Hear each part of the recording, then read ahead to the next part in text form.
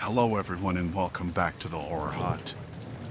Now, I know a lot of you use these videos to sleep, so before you drift off I thought it would be a fun idea if everyone can leave a comment to let me know where you are listening from in the world. Also like and subscribe if you are enjoying the episodes. Right, let's get comfy and relax and let's begin. We planned our camping trip to the Adirondacks for months. It was supposed to be a fun getaway, just me and my two best friends, Jake and Sam. We arrived late afternoon, set up our tents, and got a fire going. It was perfect. We cooked dinner, shared some beers, and talked until the stars came out. The woods were peaceful, just the sounds of nature around us. We went to bed around midnight, excited for a day of hiking and exploring. I woke up suddenly in the middle of the night. It was quiet, too quiet. I could hear something outside, the sound of someone moving around. At first, I thought it was an animal, but then I heard whispers. My heart started pounding. I nudged Jake, who was in the tent with me, and whispered that I heard something. He listened and heard it too. We both sat there, straining to hear what was going on. We decided to peek out of the tent. What we saw made my blood run cold. There were two men, strangers, rummaging through our gear. They were dressed in dark clothes, and one of them had a knife. I could see Sam's tent was unzipped, and he was still asleep. I motioned for Jake to stay quiet. We had no idea who these guys were or what they wanted. Jake and I exchanged looks, trying to figure out what to do. We didn't have any weapons, just some kitchen knives and a hatchet we brought for chopping wood. We didn't want to confront them directly, but we couldn't just sit there and let them take our stuff or hurt Sam. We decided to wake Sam up quietly. I crawled over to his tent and gently shook him awake. He looked confused but stayed silent when he saw the situation. We whispered a quick plan. We would try to scare them off, make them think there were more of us or that we were armed. We gathered our courage and stepped out of the tents, making as much noise as possible. Jake grabbed the hatchet and Sam picked up a heavy branch. I held a flashlight, shining it directly at the men. "Hey! What the hell are you doing?" I shouted, trying to sound braver than I felt. The two men froze, then turned to face us. One of them smirked and stepped forward, the knife glinting in the flashlight beam. "We're just taking what we need," he said, his voice low and menacing. "You got a problem with that?" My heart was pounding, and I could barely think straight. "Yeah, we have a problem," Jake said, holding the hatchet up. "Get the hell out of here before things get ugly." The second man, who had been silent, suddenly lunged at Sam, knocking the branch out of his hands. Sam fell backward, and the man stood over him, ready to strike. Jake and I reacted without thinking. I swung the flashlight at the first man's face, and Jake charged at the second man with the hatchet raised. The flashlight connected, and the man staggered back, cursing.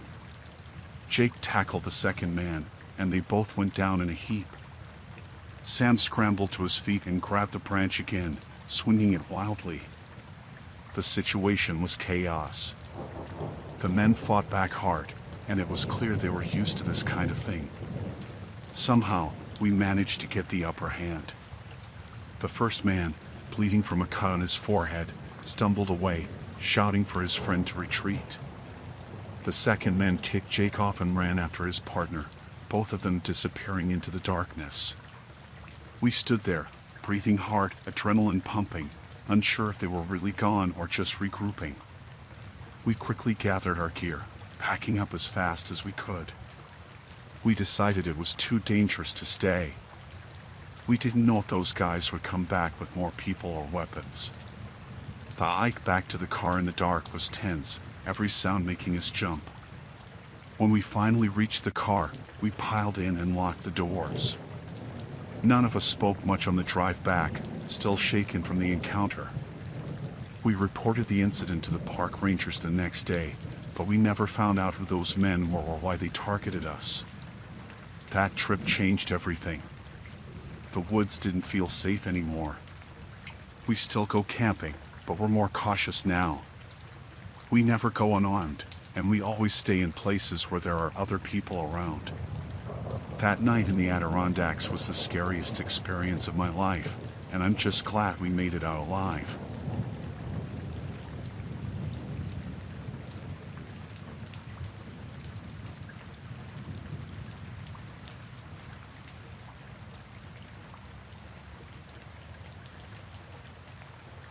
I had always loved hiking alone in the Rockies. It was my escape from the noise and stress of the city.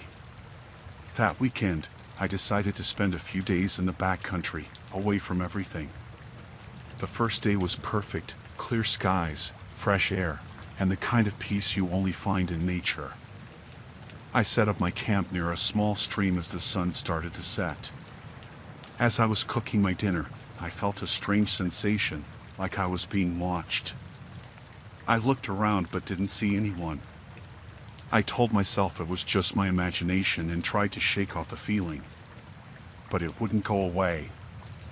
Every rustle of the leaves, every snap of a twig made my heart jump. After dinner, I decided to explore the area a bit before it got too dark. That's when I saw him. A man standing far off in the distance, half hidden behind some trees. He was just standing there, not moving. I waved, trying to be friendly, but he didn't respond. He just stood there, staring at me. I felt a chill run down my spine. I quickly returned to my camp, my mind racing. Who was he? Why was he just standing there? I tried to convince myself he was another hiker, maybe just curious or lost. But deep down, I felt something was wrong. As night fell, I kept looking over my shoulder, expecting to see him again. I decided to stay awake for a while, just to be safe. I kept my flashlight and a knife close by. Hours passed, and I didn't see or hear anything unusual. I started to think maybe he had left.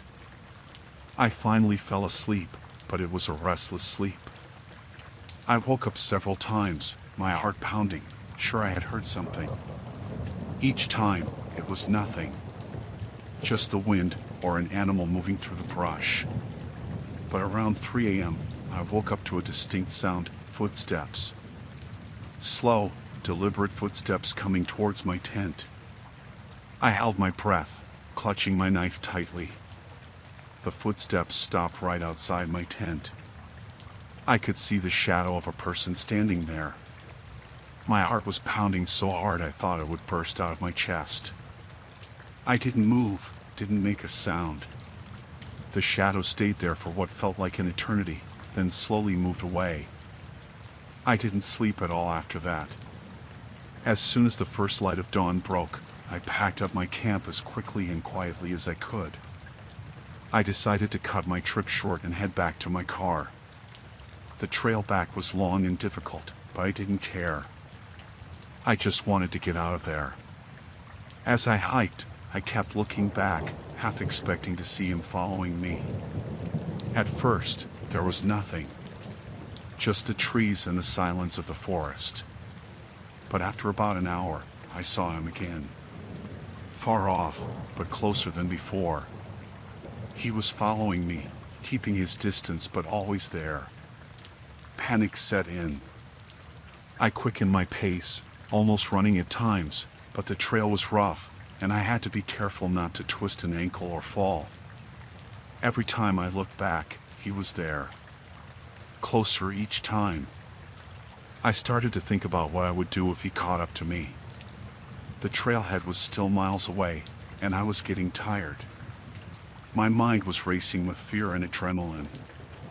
I needed a plan. I remembered a fork in the trail up ahead. One path was longer but easier, the other shorter but steeper. I decided to take the steep path, hoping it would slow him down or make him give up. When I reached the fork, I took the steep path and practically ran down the trail. It was risky, One wrong step and I could seriously hurt myself. But I didn't have a choice. I kept going, my legs burning, lungs on fire. I didn't dare look back. I just focused on putting as much distance between us as possible. Finally, I reached the bottom of the trail where it leveled out. I looked back and saw nothing. No sign of him. I allowed myself to breathe a little easier, but I didn't stop. I kept moving, determined to get to my car. When I finally reached the trailhead, I was exhausted but relieved. I didn't see anyone around. My car was the only one in the parking lot. I quickly got in, locked the doors, and started the engine. As I drove away, I kept checking the rearview mirror, expecting to see him standing there, watching me leave. But there was no one. I didn't stop driving until I was far away from the mountains, back in the safety of the city. It's been weeks since that hike, and I still think about it every day. I don't know who he was or what he wanted, but I'm thankful I got away.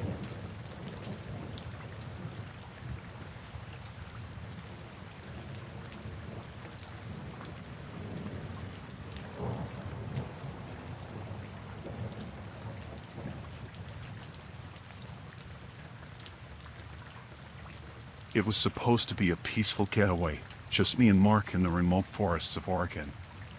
We both needed a break from work and the constant noise of the city. We drove for hours to reach the campsite, a spot Mark had found online that promised solitude and beauty. When we arrived, the place was everything we hoped for: dense trees, a clear stream nearby, and the kind of silence that felt both soothing and eerie. We set up our tent, made a fire, and cooked dinner. As the sun started to set, we noticed another campsite about 100 yards away. At first, it was a bit disappointing. We had come all this way to be alone, but there they were, 2 other people setting up their camp. Mark waved at them, and they waved back. They seemed friendly enough, a man and a woman, both probably in their early 30s like us. After dinner, we decided to go over and say hi. It seemed rude to ignore them, and we figured it might be nice to have some company. We walked over, introduced ourselves, and they told us their names, Dan and Lisa. They were from Portland, out here for the same reason we were, to escape and enjoy nature. We chatted for a while, shared a few laughs, and even exchanged stories about our lives in the city. They seemed normal, maybe a bit too eager to befriend us, but we didn't think much of it. As it got darker, we headed back to our campsite. Mark suggested we stay up a bit longer and enjoy the stars. We sat by the fire, talking and laughing. But I couldn't shake a strange feeling. There was something off about Dan and Lisa. I told myself I was just being paranoid, but the feeling lingered. We went to bed, but I couldn't sleep. I kept hearing noises outside, rustling leaves, twigs snapping. I nudged Mark awake. He listened for a moment and said it was probably just animals. He fell back asleep, but I stayed awake, my heart racing every time I heard a sound. Eventually, exhaustion took over, and I drifted off. The next morning, we decided to go for a hike. As we were getting ready, Dan and Lisa came over. They invited us to join them, saying they knew a great trail with an amazing view. Mark was all for it, but I hesitated. Something about the way they looked at us made me uneasy. But I didn't want to seem rude or paranoid, so I agreed. The hike started off fine. The trail was beautiful, just like they said. But as we walked, Dan and Lisa kept whispering to each other, glancing back at us with strange expressions. Mark didn't seem to notice, but I couldn't ignore it. My anxiety grew with every step. We reached the viewpoint, and it was breathtaking. We all stood there, taking in the view. But then, out of nowhere, Dan asked us a weird question. He wanted to know if anyone knew we were out here, if we told anyone exactly where we were camping. Mark answered casually, saying our families knew we were in the area but not the exact spot. Dan and Lisa exchanged a quick look that sent chills down my spine. On the way back, I whispered to Mark that we needed to leave. He looked at me like I was overreacting, but I insisted. He finally agreed, probably just to calm me down. When we got back to our campsite, we packed up as quickly as we could. Dan and Lisa came over, asking why we were leaving so soon. Mark made up an excuse about needing to get back to the city. As we were packing, I noticed Lisa rummaging through our stuff, pretending to help but clearly looking for something. I confronted her, and she backed off, laughing it off like it was no big deal. We finished packing, said a hurried goodbye, and drove off. As we left, I looked back and saw Dan and Lisa standing there, watching us with those unsettling smiles. The drive back was tense. I kept looking over my shoulder, half expecting to see their car following us. We finally got back to the city, and I felt a huge sense of relief. We told our friends about the trip, leaving out the creepy parts. Mark thought I was just being paranoid, but I couldn't shake the feeling that something bad would have happened if we stayed. A few days later, I saw a news report about a couple who had gone missing in the same area we were camping. They described the couple, and my heart skipped a beat. It was Dan and Lisa. The police found their campsite abandoned, no signs of a struggle, just gone. I don't know what happened to them, and part of me doesn't want to know. I'm just glad we got out of there when we did. I haven't been camping since.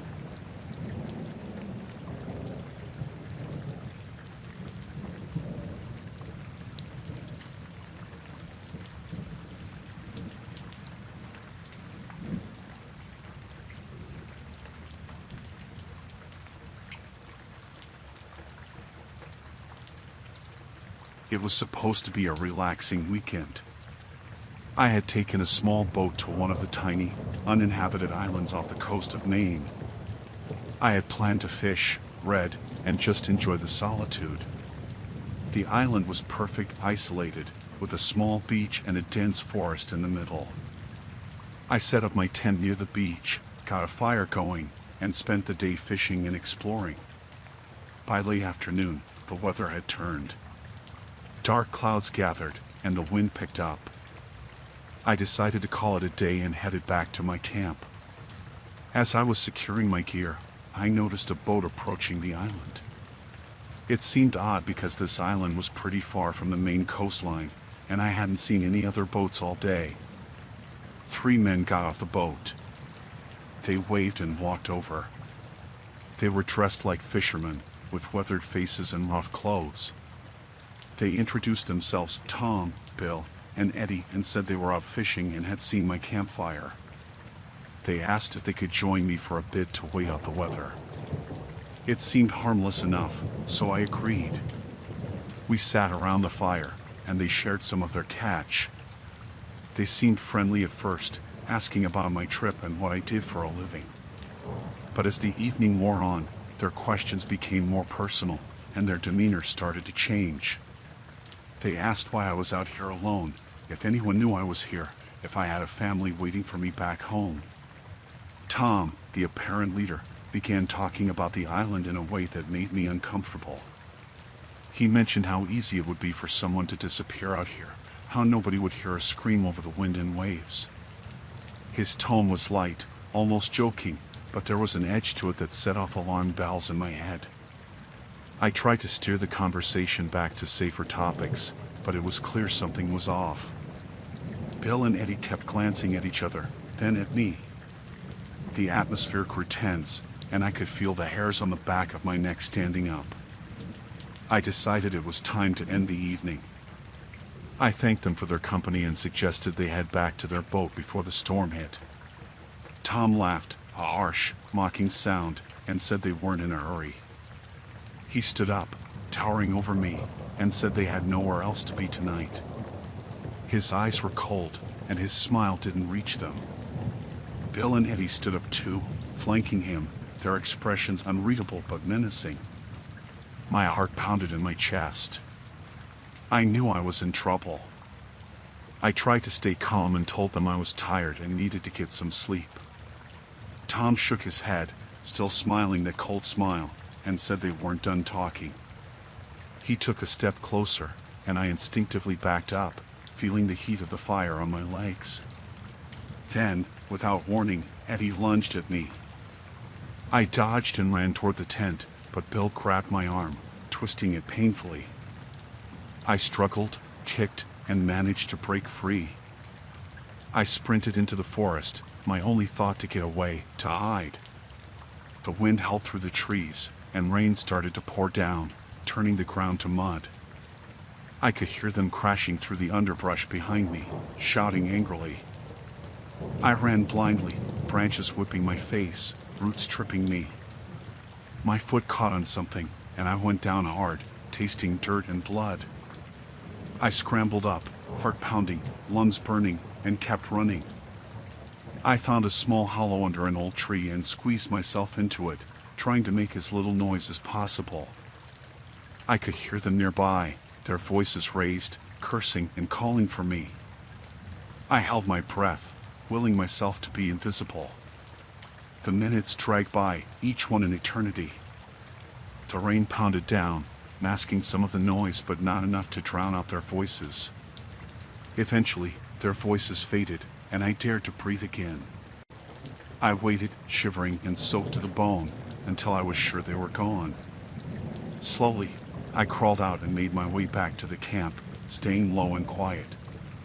The fire had died down, and the camp was empty. Their boat was still there, but there was no sign of the men. I grabbed my pack and slipped down to the beach, heading for the boat. If I could get to the mainland, I could find help. I pushed the boat into the water and climbed in, my hands shaking so badly I could barely hold the oars. I rowed with all my strength, the muscles in my arms burning, my mind filled with the fear that they would hear me, that they would come back and finish what they started. The storm made the crossing treacherous, but I didn't care. I kept rowing until I could see the lights of the mainland. I stumbled onto the shore, exhausted and terrified, and found a small diner still open. I called the police, and they came quickly, taking my statement and searching the island. They found the campsite, but the men were gone, leaving no trace behind. I never found out who they were or what they really wanted. The police said I was lucky to be alive, and I knew they were right. I haven't been back to that island or any other since.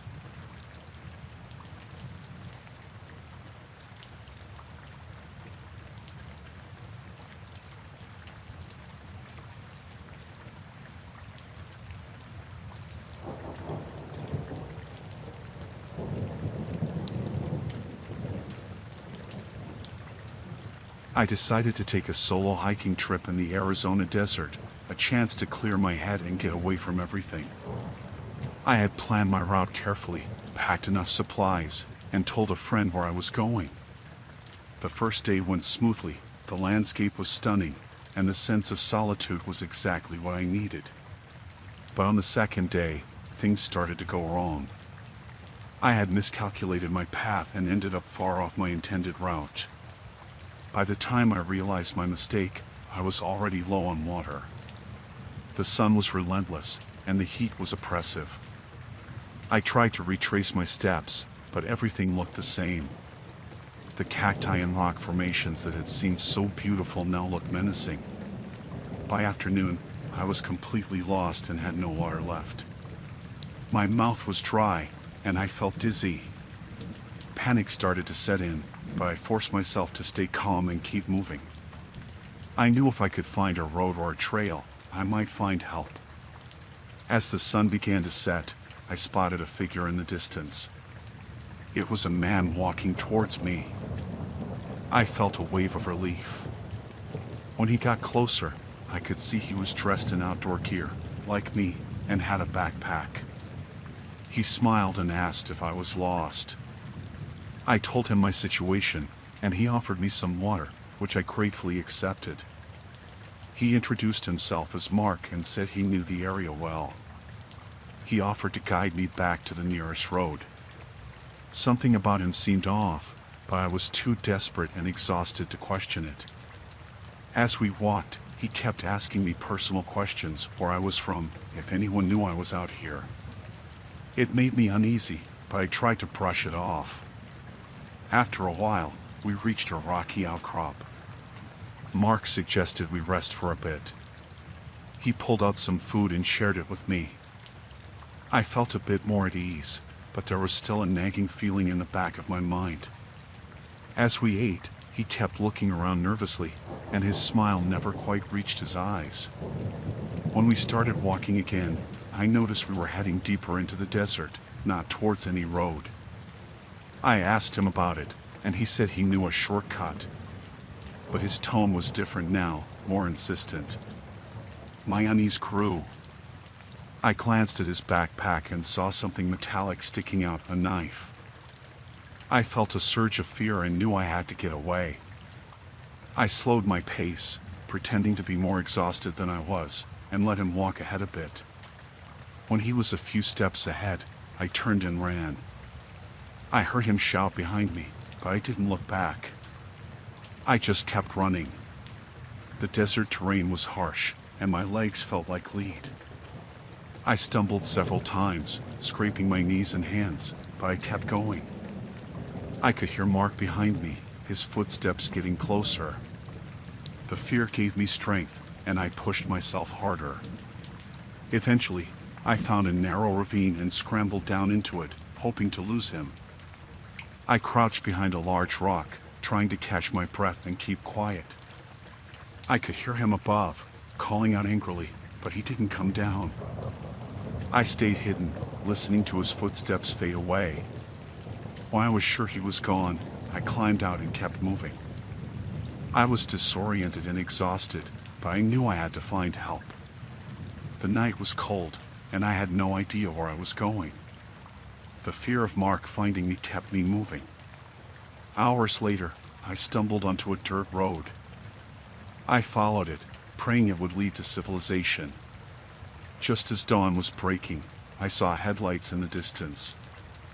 I waved frantically, and the car stopped. A couple got out and asked what happened. I told them everything, and they took me to the nearest town.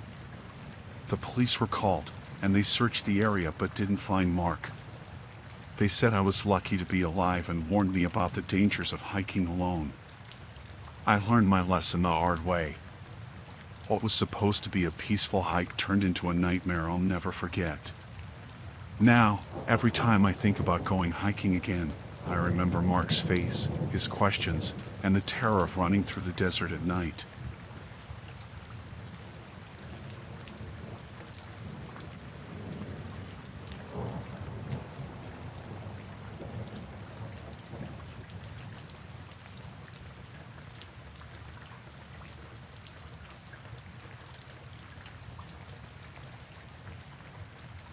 I decided to go camping alone near an abandoned cabin in the Sierra Nevada. I had heard about the spot from a friend who said it was a great place to get away from everything. I packed my gear, left a note for my brother, and set out. The drive up was beautiful, the mountains rising up around me, the air getting cooler as I climbed higher. When I reached the area, I parked my car at the end of a dirt road and hiked a couple of miles to the cabin. It looked just like my friend had described, old, weathered wood, a sagging roof, and windows that were mostly broken. I set up my tent a little ways away, preferring the open space to the musty interior of the cabin. The first night was peaceful. The sounds of the forest were comforting, and the stars were incredibly bright. I had a small campfire going and roasted some hot dogs, feeling a sense of contentment I hadn't felt in a while. I went to bed early, looking forward to a day of exploring the next morning. When I woke up, I noticed something strange. There were footprints around my campsite that hadn't been there before. They were fresh, and definitely not mine. I felt a chill run down my spine. I hadn't seen anyone else on my hike up, and the idea that someone had been near my camp while I slept was unsettling. I decided to investigate the cabin. Maybe someone else was camping nearby, and I could figure out what was going on. As I approached the cabin, I heard voices. Peeking through a gap in the wall, I saw a group of people inside. They looked rough, like they had been living out here for a while. Their clothes were dirty and torn, and they had a makeshift camp set up inside the cabin. I backed away slowly, not wanting to draw attention to myself.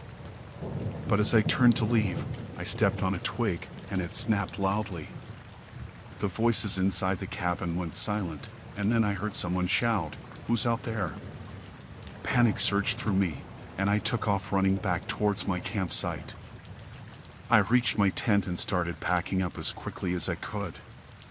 My hands were shaking, and I kept looking over my shoulder, expecting to see someone coming after me. As I was stuffing my sleeping bag into my pack, I heard footsteps behind me. I turned around and saw one of the men from the cabin standing there, watching me. "Hey," he said, his voice low and menacing. "What are you doing out here?" "I was just leaving," I stammered, trying to sound calm. "I didn't mean to intrude." "You shouldn't have come here," he said, taking a step closer. "This is our place." I nodded, slinging my pack over my shoulder. "I'm sorry. I'll go now." But as I tried to walk past him, he grabbed my arm. "Not so fast," he said. "We need to make sure you don't tell anyone about us." My heart pounded in my chest as I realized how much trouble I was in. I looked around, but there was no one else in sight. The man called out, and two more men emerged from the trees. They surrounded me, and I knew I had to think fast. I decided to make a break for it. I shoved the man holding me as hard as I could and took off running. I heard them shouting behind me, but I didn't look back. I just ran, dodging through the trees, trying to put as much distance between us as possible. I could hear them crashing through the underbrush, getting closer. My lungs burned, and my legs felt like they were going to give out, but I kept going.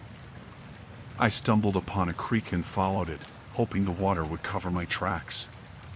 The noise of the water helped drown out their shouts, and I prayed they would lose my trail. After what felt like hours, the sounds of pursuit faded. I slowed down, exhausted and terrified. I had no idea where I was, but I knew I couldn't go back to my campsite. I needed to find help, but I was deep in the forest, miles from my car. As night fell, I found a spot to rest. I hid among some rocks, trying to stay out of sight. I didn't sleep much, too scared that they would find me. Every noise made me jump, but the night passed without incident. In the morning, I started moving again, keeping an eye out for any signs of the men. My legs were sore, and I was dehydrated, but I pushed on. Eventually, I found a trail that led me back towards the road where I had parked my car. When I finally saw my car in the distance, I almost cried with relief. I ran the last stretch, jumped in, and locked the doors. My hands were shaking so badly it took me a few tries to get the key in the ignition. I drove back to the nearest town as fast as I could and went straight to the police. I told them everything, but when they went to check the cabin, it was empty. The men were gone, leaving no trace behind. The police said it was likely a group of squatters, and they would keep an eye out, but I knew they were long gone. I still think about that trip often. The sense of vulnerability, the fear, and the realization that I was completely alone out there. It was supposed to be a peaceful escape, but it turned into a nightmare. Now, whenever I go camping, I make sure I'm never alone.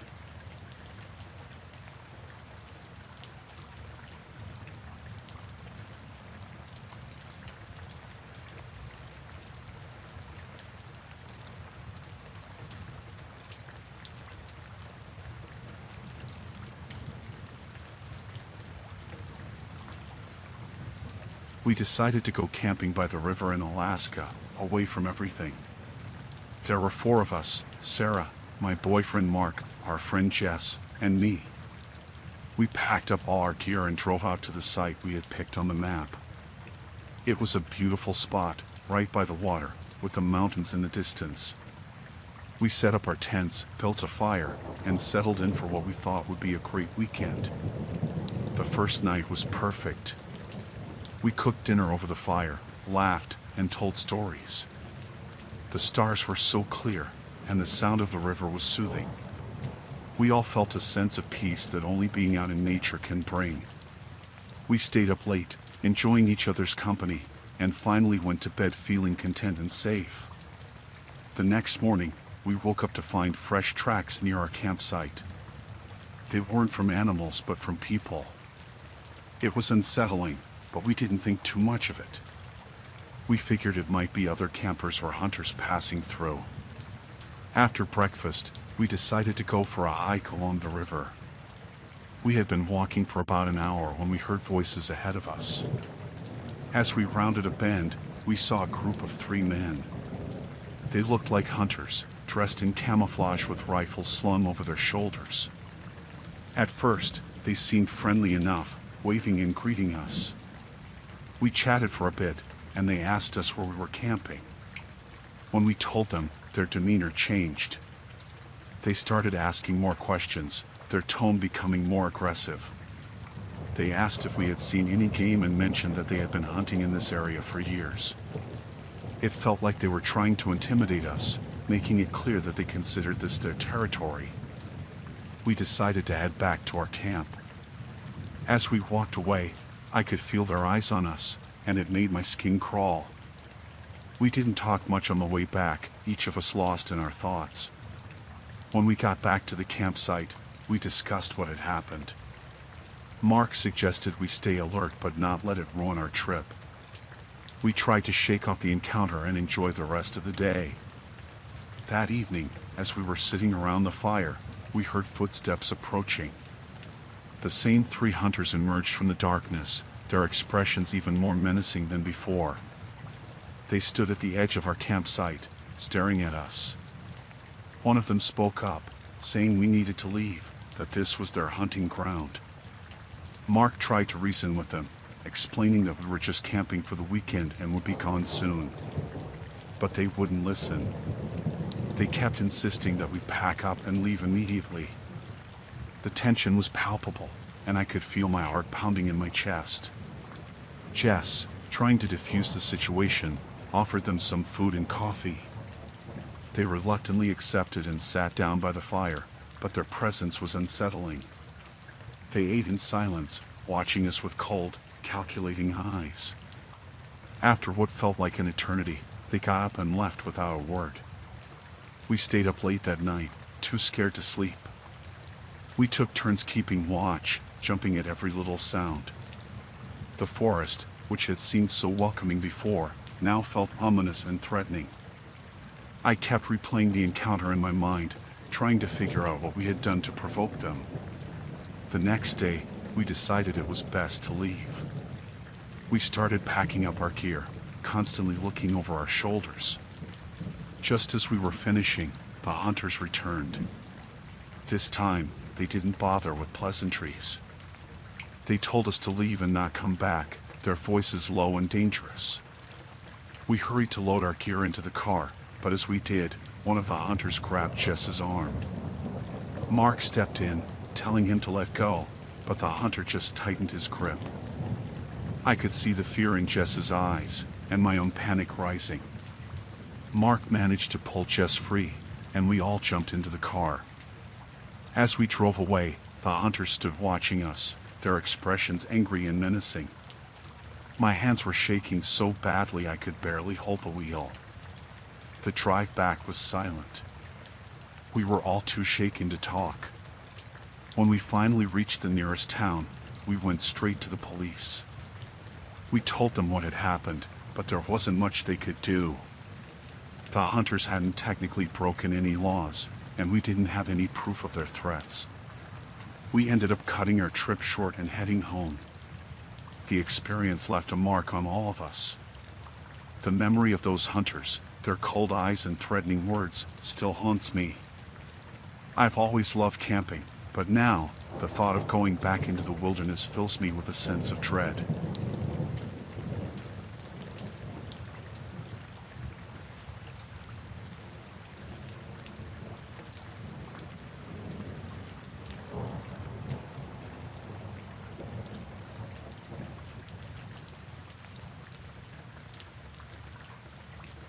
I decided to camp alone on a remote beach in Florida. I wanted to get away from everything for a few days, clear my head, and enjoy some peace. I brought my boat, some supplies, and set up camp right by the water. The first day was perfect. The weather was warm, and the sound of the waves was soothing. I spent the day fishing, swimming, and just relaxing. As the sun set, I made a fire and cooked the fish I caught. I felt at peace, away from the noise and stress of daily life. The night was clear, and the stars were bright. I stayed up for a while, just enjoying the quiet before heading to my tent to sleep. I woke up in the middle of the night to a strange sound. At first, I thought it was just the wind or an animal, but then I heard it again. It was a soft rustling, like someone walking on the sand. I unzipped my tent and peeked outside, but I couldn't see anything. The fire had died down to embers, and everything was dark. I listened for a while longer, but the sound stopped, so I went back to sleep. When I woke up in the morning, I felt uneasy. I got out of my tent and walked down to the water. My boat was gone. Panic hit me like a punch in the gut. I looked around and saw footprints all around my tent. They weren't mine. Someone had been here during the night. I tried to calm down and think. I was on a small island, miles from the mainland. Without my boat, I was stranded. I had enough food and water for a couple of days, but after that, I would be in trouble. I had to find a way to escape. I spent the day looking for any sign of my boat. I walked around the entire island, but there was no trace of it. The footprints led to the water and then disappeared. It was like whoever took it vanished into thin air. I felt a growing sense of dread. I was completely alone, and someone had intentionally left me here. That night, I built a larger fire, hoping it would deter anyone from coming near my camp. I didn't sleep much, jumping at every sound. The wind rustled the leaves, and the waves crashed on the shore, but every noise seemed amplified. My mind kept going back to the footprints and the missing boat. The next morning, I decided to explore the island more thoroughly.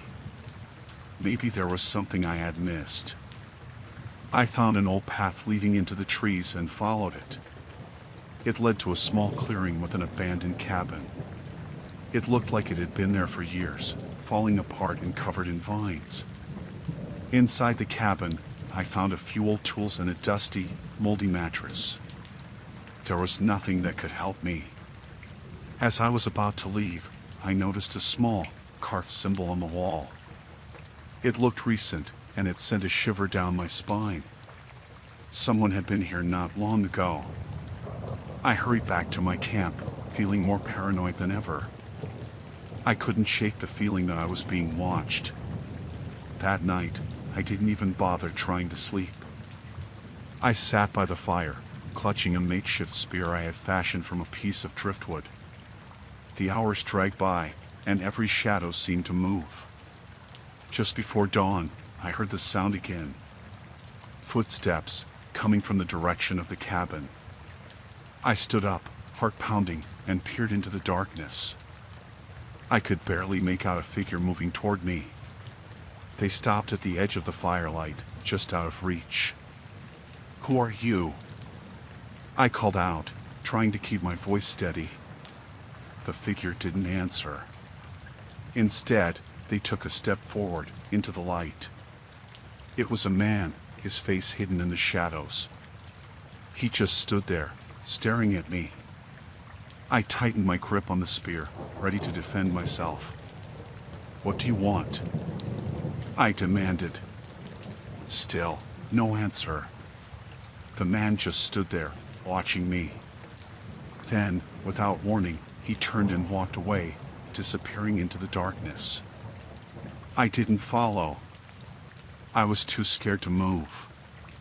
When the sun finally rose, I felt a small sense of relief. I needed to find a way off this island before the man came back. I decided to build a raft from the driftwood scattered along the beach. It took all day, but I managed to lash together enough pieces to make something that might float. As night fell, I dragged the raft to the water's edge. I didn't know if it would hold, but I had to try. I pushed it into the water and climbed on. It wobbled but stayed afloat.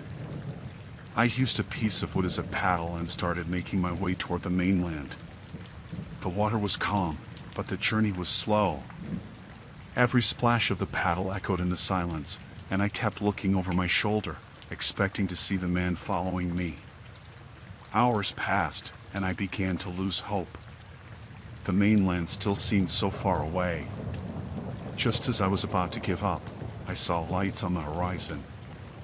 I paddled with renewed energy, the lights growing brighter and closer. Eventually, I reached the shore, exhausted but alive. I stumbled onto the beach and collapsed, grateful to be off that island. I never found out who the man was or why he took my boat.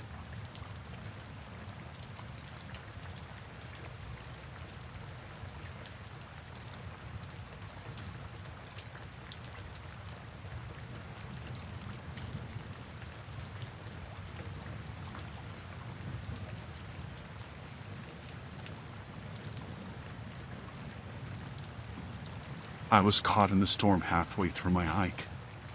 The sky had darkened so quickly, and the rain started pouring down in sheets. I had no choice but to find shelter fast. I stumbled upon a makeshift hut just off the trail. It looked sturdy enough, so I hurried inside, hoping to wait out the worst of the storm. The hut was small, just a single room with a dirt floor and walls made of old wooden planks. There was a faint smell of dampness and rot. I shook off the rain and looked around. It was surprisingly well equipped for such a rough structure. There was a cot, a small table with a few chairs, and even a stove in one corner. I thought I was alone until I heard the door creak open behind me. I turned and saw a man standing in the doorway. He was tall and scruffy, with a thick beard and eyes that seemed to look right through me. "Didn't expect to find anyone out here," he said, stepping inside and closing the door behind him. His voice was gruff, and he had a strange, unsettling smile. "I got caught in the storm," I explained.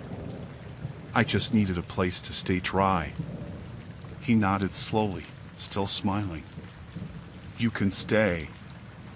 It's not safe to go back out in this weather." I thanked him, feeling a bit uneasy but grateful for the shelter. We sat in silence for a while, listening to the rain pound on the roof. He didn't say much, just stared at me with those piercing eyes. As the hours passed, the storm showed no signs of letting up. I started to feel more and more uncomfortable under his gaze. He didn't offer any food or drink, and I didn't dare ask. I just wanted the storm to end so I could leave. When night fell, he lit a small lantern. The dim light made the hut feel even more claustrophobic. He finally spoke again, his voice low and almost menacing. "You shouldn't leave," he said. "The storm is too dangerous." I nodded, though I felt a growing sense of dread. Something about his tone made me feel trapped. I decided I would leave at first light, storm or no storm. I lay down on the cot, trying to get some rest, but I couldn't sleep. Every time I closed my eyes, I felt his gaze on me. Around midnight, I heard him moving around. I opened my eyes just a sliver and saw him standing by the door, holding a large knife. My heart pounded in my chest, and I forced myself to stay still, pretending to be asleep. He walked slowly around the hut, the knife glinting in the lantern light. I could hear his heavy breathing, and my mind raced, trying to think of a way out. He finally sat back down, but he kept the knife close. I knew I had to leave before he changed his mind about letting me stay. As soon as I heard him snoring, I quietly got up and tiptoed to the door. The door creaked as I opened it, and he stirred. I froze, my heart in my throat. He didn't wake up, so I slipped outside into the pouring rain. The storm was still raging, but I didn't care. I ran as fast as I could, the rain blinding me and the wind pushing me back. I could barely see, but I kept running, praying I was heading in the right direction. The forest was dark and disorienting, and I stumbled over roots and rocks, but I didn't stop. The fear of him catching up to me was stronger than the storm. After what felt like hours, I saw a faint light ahead. I ran towards it, hoping it was another shelter or a ranger station. I burst through the trees and found myself at a small cabin with a light in the window. I pounded on the door, desperate for help. An elderly couple answered, their faces full of concern. They pulled me inside, gave me dry clothes, and listened as I told them what happened. They called the authorities, who came out to the hut. They found it empty. The man was gone, and there was no sign of him. They told me I was lucky to be alive. I never went hiking alone again. The memory of that night, of those piercing eyes and the glint of the knife, stayed with me. I learned to trust my instincts and to never take shelter for granted.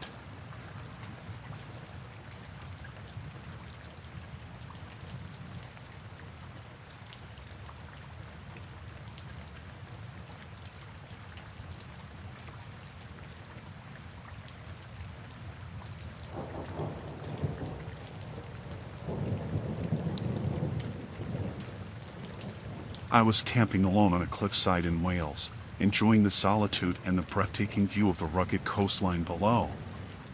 It was a remote spot, far from any towns or villages, but I liked it that way. I had everything I needed: a tent, a sleeping bag, some food and water, and a sense of adventure. One evening, as the sun was setting, I noticed a figure approaching my campsite. At first, I thought it might be another hiker, but as he got closer, I realized there was something off about him. He moved with a strange, jerky gait, and his eyes darted around nervously. "Hello there," he said, his voice high-pitched and shaky. "Mind if I join you for the night?" I hesitated, unsure of what to say. He seemed harmless enough, but there was something about him that set off alarm bells in my head. Still, I didn't want to be rude, so I reluctantly agreed. As the night wore on, I couldn't shake the feeling of unease that had settled over me. The man didn't say much, but whenever I tried to make conversation, he would just stare at me with those unsettling eyes. I started to regret letting him into my campsite, but there wasn't much I could do about it now. Eventually, I decided to turn in for the night, hoping that sleep would bring some relief from my growing anxiety. I crawled into my sleeping bag and closed my eyes, but I couldn't shake the feeling that I was being watched. I must have dozed off at some point because I woke up to the sound of rustling outside my tent. My heart pounded in my chest as I listened, straining to hear any movement. Then, I heard the unmistakable sound of someone unzipping the tent flap. I froze, my mind racing with fear. Who was it? What did they want? I tried to stay calm as I waited for them to make their move. "Time to go," a voice whispered from outside the tent. It was the man from earlier, and he sounded angry. I didn't hesitate.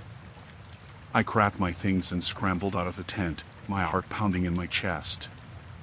The man was standing there, his eyes blazing with fury.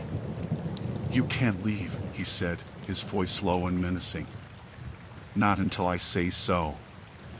I didn't stick around to find out what he meant. I turned and ran as fast as I could, my feet slipping on the rocky ground as I made my way down the cliffside. I could hear him behind me, shouting and cursing, but I didn't dare look back. I reached the bottom of the cliff and kept running, not stopping until I reached the nearest town. I found a police station and told them what had happened, and they promised to send someone out to investigate. I spent the rest of the night in a hotel room, unable to sleep for fear that the man would find me. But when morning came, there was still no sign of him. The police searched the area but found no trace of the man or his campsite. It was as if he had vanished into thin air. I never went camping alone again, and I always made sure to tell someone where I was going and when I expected to be back. To this day, I still wonder what would have happened if I hadn't managed to escape. But one thing's for sure, I'll never forget the terror of that night, alone on a cliffside in Wales, with a madman on the loose.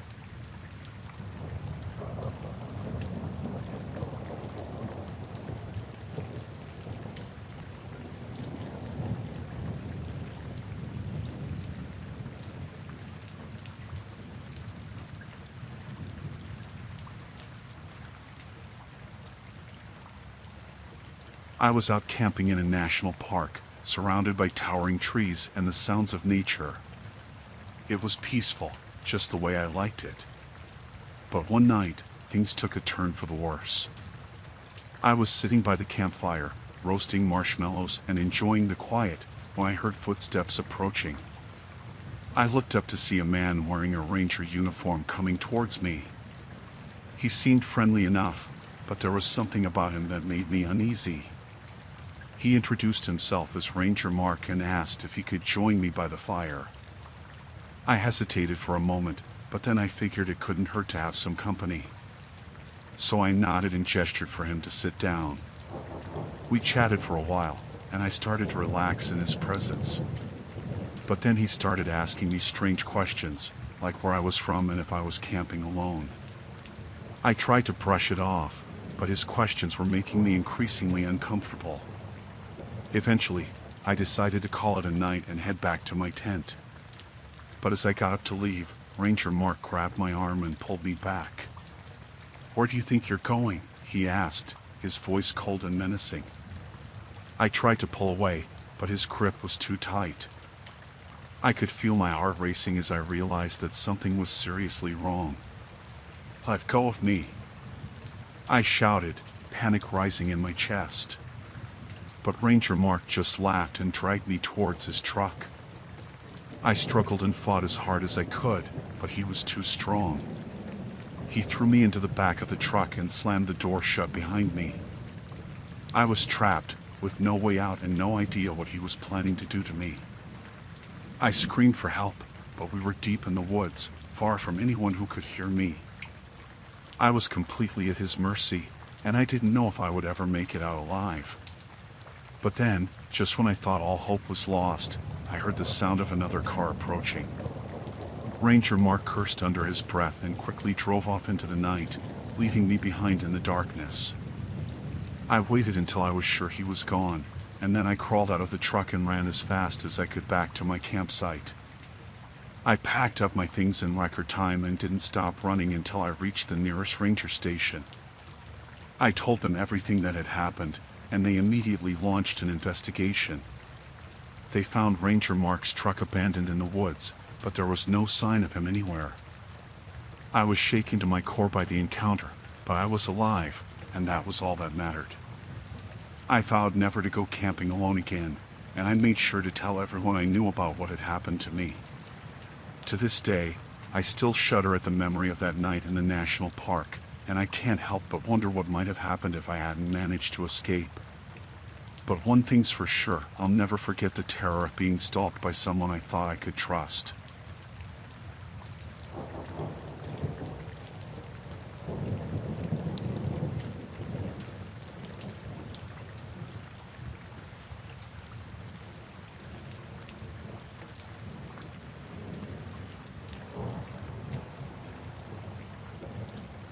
So, me and my girlfriend decided to go camping in the Smoky Mountains. We found this secluded spot, away from all the other campers, and set up our tent. It was supposed to be a romantic getaway, just the two of us, surrounded by nature. But things took a creepy turn pretty quickly. We were sitting by the fire, roasting marshmallows and enjoying the peace and quiet, when my girlfriend noticed something strange. She pointed up into the trees and said, "Hey, do you see that?" I looked where she was pointing and saw what looked like a small camera hidden among the branches. At first, I thought maybe it was just a trail camera or something, but then we started noticing more of them, scattered around our campsite. That's when it hit us, someone had been watching us the entire time we'd been here. We were freaked out, to say the least. We didn't know who was watching us or why, but we knew we needed to get out of there fast. We quickly packed up our things and hiked back to the car, constantly looking over our shoulders to make sure we weren't being followed. Once we were safely back in the car, we drove straight to the nearest ranger station and reported what we'd found. The rangers seemed concerned and promised to investigate, but they didn't seem to have any answers for us. We spent the rest of the weekend in a hotel, too scared to go back to the campsite. We couldn't shake the feeling of being watched, even when we were miles away from the mountains. To this day, we still don't know who was watching us or why. It's a mystery that haunts us both, and it's made us think twice about ever going camping again. It's one thing to be alone in the wilderness, but it's a whole other thing to know that someone's out there watching your every move.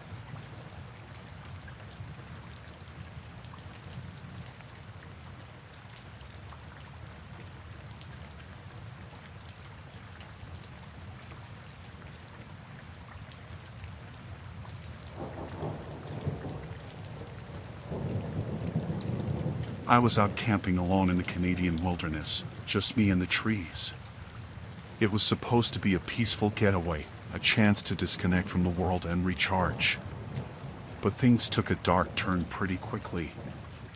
I was sitting by the fire one night, roasting marshmallows and enjoying the solitude, when I heard something moving in the bushes nearby.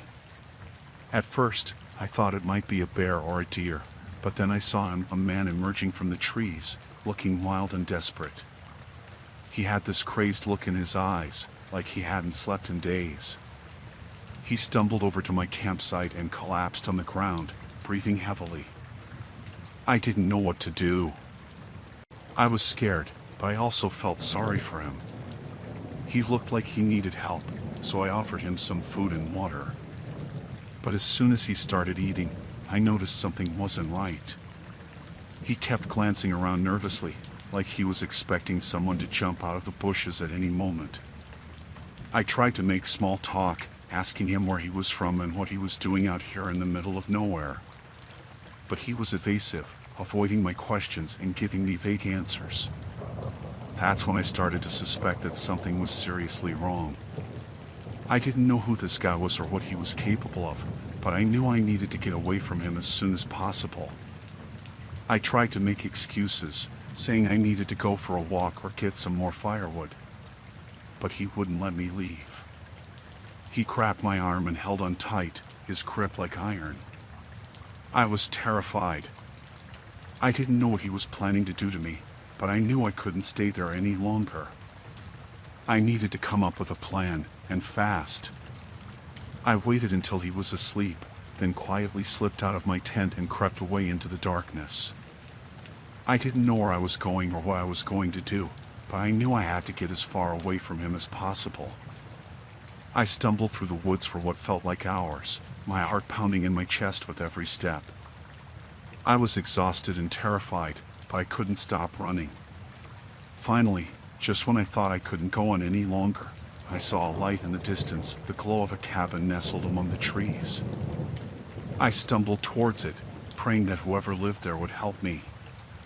I banged on the door, shouting for help until finally, it swung open and a man appeared, looking surprised to see me.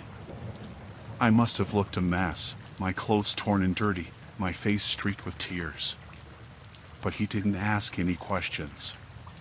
He just pulled me inside and gave me a warm blanket and a hot cup of tea. I tried to explain what had happened, but my words came out in a jumbled mess. All I could think about was the man in the woods, and how he had almost taken me hostage. The man listened patiently, his expression grave. When I had finished, he told me that I was lucky to have escaped, that the man who had found me was a dangerous fugitive who had been hiding out in the woods for weeks. He said he would call the police and get them to come and take me to safety. And as I sat there in the warmth of the cabin, surrounded by strangers who had saved my life, I felt an overwhelming sense of relief wash over me. I had survived. I had made it out alive. And I vowed never to go camping alone again, not after what I had been through.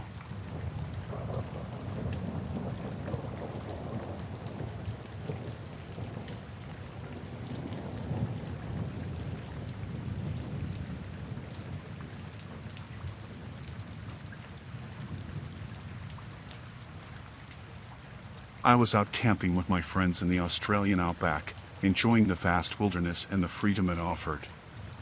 We had set up our tents in a remote area, far from civilization, where we could truly immerse ourselves in nature.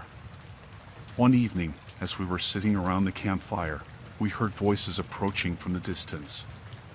At first, we didn't think much of it. After all, it wasn't uncommon for other campers to pass through the area. But as the voices got closer, we realized that something wasn't right. The people approaching our campsite didn't sound like your typical campers. Their voices were low and gruff, and they were speaking in a language we couldn't understand. We exchanged nervous glances, unsure of what to do. Should we approach them and see what they wanted? Or should we stay hidden and hope they passed by without noticing us? Before we could make a decision, the strangers emerged from the trees and into the clearing where our campsite was located. There were 4 of them, rough-looking men with weather-beaten faces and suspicious eyes. They greeted us with forced smiles and introduced themselves as fellow campers who had lost their way in the wilderness.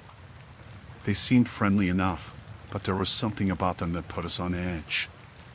We offered them some food and water, hoping to be hospitable and diffuse the tension. But as they ate, they started asking us strange questions about our supplies, our weapons, and whether we were alone out here in the wilderness. Alarm bells started ringing in my head. These guys weren't just lost campers, they were sizing us up, trying to figure out if we were an easy target.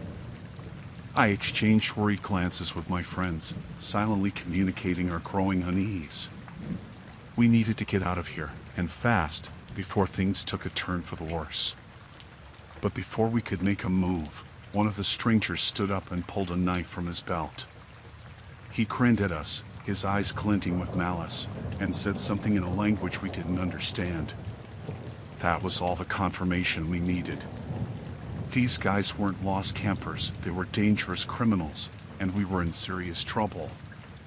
We scrambled to our feet, ready to make a run for it, but the strangers were faster. They surrounded us, blocking our escape routes and brandishing their weapons menacingly. I felt a surge of fear coursing through my veins. We were outnumbered and outgunned, with nowhere to run and no one to help us. But we refused to give up without a fight. We banded together, our hearts pounding in our chests, and prepared to defend ourselves against whatever these strangers had planned. The tension was thick enough to cut with a knife as we faced off against each other, neither side willing to back down. It was a standoff, a battle of wills in the middle of the Australian outback. But just when it seemed like things couldn't get any worse, we heard the sound of approaching footsteps from the distance. It was the sound of rescue, of salvation, of someone coming to save us from our terrifying predicament. We held our breath as the footsteps drew closer, praying that it wasn't too late, that help had arrived in time to save us from the clutches of these dangerous strangers. And then, emerging from the trees and into the clearing, came a group of park rangers, their faces grim and determined. They had been alerted to our situation by a passing hiker who had seen the commotion from a distance. With the arrival of the park rangers, the tables were turned. The strangers, realizing they were outnumbered, dropped their weapons and surrendered without a fight. We were safe. We were alive. And as we were escorted back to civilization by the park rangers, we breathed a sigh of relief, grateful to have escaped from our terrifying ordeal in the Australian outback.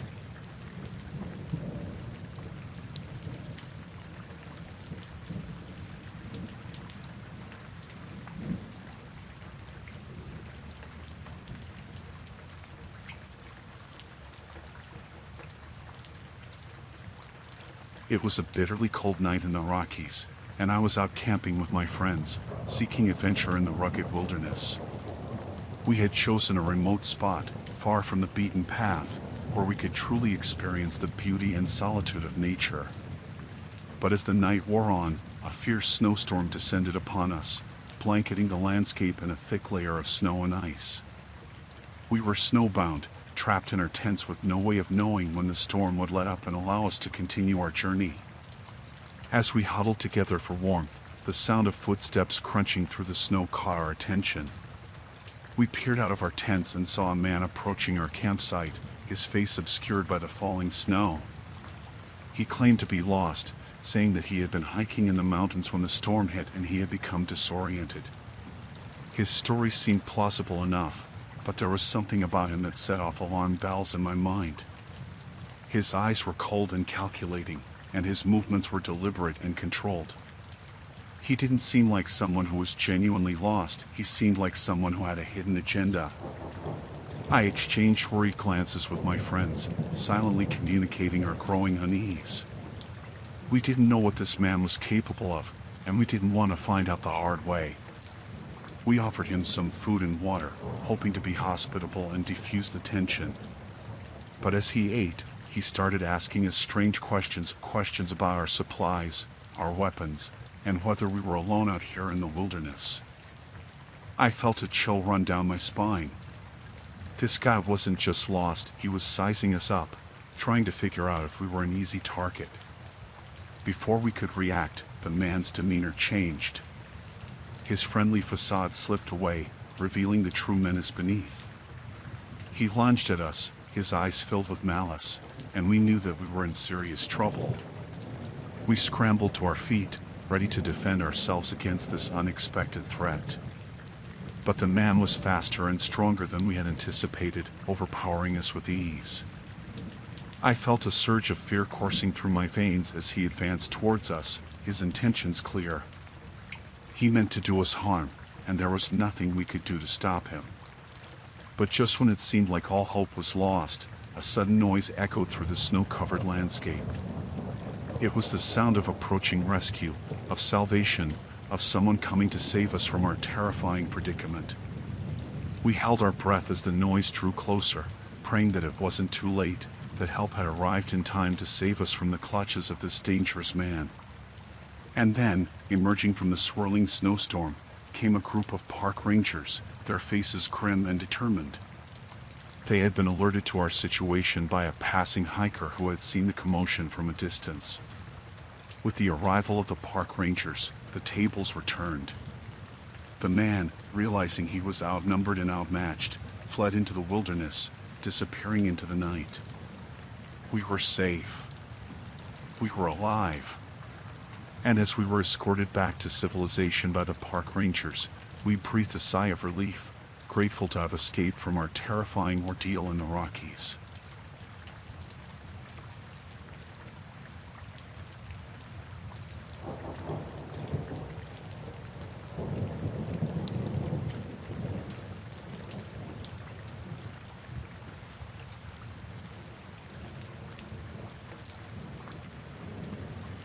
The wind howled through the rugged landscape of the Scottish Highlands as I trudged along, my backpack heavy with supplies for my solo camping trip. I had chosen a remote spot, far from civilization, where I could truly immerse myself in the beauty and solitude of nature. But as I ventured deeper into the wilderness, I stumbled upon something that sent shivers down my spine: an abandoned campsite, nestled among the trees, with no sign of its former occupants. Curiosity mingled with unease as I approached the site, my heart pounding in my chest. There were no footprints in the snow, no signs of struggle or distress, just an empty campfire ring and a tattered tent flapping in the wind. But as I looked closer, I saw something that made my blood run cold. Fresh bloodstains splattered across the ground, dark against the pristine white snow. My mind raced with terrifying possibilities. Had the previous campers been attacked by wild animals? Had they fallen victim to some other, more sinister fate? I scanned the surrounding area, my senses on high alert, but there was no sign of anyone else nearby. I was alone in the wilderness, with no one to turn to for help. Fear gnawed at the edges of my mind as I realized that I was not safe here, that whoever or whatever had left behind those bloodstains could still be lurking nearby, waiting to strike. I made a hasty decision to abandon my plans and leave the campsite behind, my heart pounding with every step as I retraced my path through the snow-covered forest. But as I hurried along, a sense of dread settled over me like a heavy blanket. I couldn't shake the feeling that I was being watched, that unseen eyes were tracking my every move from the shadows. I quickened my pace, my breath coming in ragged gasps, but the feeling of unease only grew stronger with each passing moment. It was as if the very air around me was thick with malevolence, as if some unseen force was closing in on me from all sides. And then, just as I thought I couldn't bear it any longer, I heard a sound, a low, guttural growl, echoing through the trees like a warning from the depths of the forest. My blood ran cold as I realized that I was not alone out here, that there was something out there in the darkness, something dangerous and hungry and all too real. I broke into a run, my heart pounding in my chest as I sprinted through the snow, desperate to put as much distance between myself and whatever lurked in the shadows. But no matter how fast I ran, the growling persisted, growing louder and more menacing with each passing moment. It was as if the very earth itself was alive with the sound of impending doom. I stumbled and fell, the icy ground biting into my hands and knees as I struggled to regain my footing. But as I looked up, I saw something that made my blood run cold, a pair of glowing eyes, shining like twin beacons in the darkness, fixed on me with unblinking intensity. I froze, my mind racing with fear and uncertainty, as the creature emerged from the shadows, a massive wolf, its fur bristling with menace as it advanced towards me with slow, deliberate steps. I scrambled to my feet, my heart pounding in my chest as I backed away from the creature, but it was no use. I was trapped, alone and defenseless in the wilderness, with nowhere to run and no one to help me. But just as the wolf lunged at me, teeth bared and claws extended, I heard another sound, the distant rumble of an approaching vehicle, growing louder and louder with each passing moment. I held my breath as the headlights pierced the darkness, illuminating the forest with their brilliant glare. And then, just as suddenly as it had appeared, the wolf turned and fled into the night, disappearing into the shadows like a wraith. I collapsed to the ground, my heart pounding in my chest as I realized that I had been saved by the timely arrival of a passing car, whose occupants had come to my rescue just in the nick of time. As they helped me to my feet and led me back to civilization, I couldn't shake the feeling that I had narrowly escaped a fate worse than death, that I had come face to face with something ancient and primal and utterly terrifying in the heart of the Scottish Highlands. But as I looked back at the abandoned campsite, now nothing more than a dark silhouette against the snowy landscape, I knew that I would never forget the horrors I had witnessed there, or the chilling realization that I was now alone in the wilderness, not by a long shot.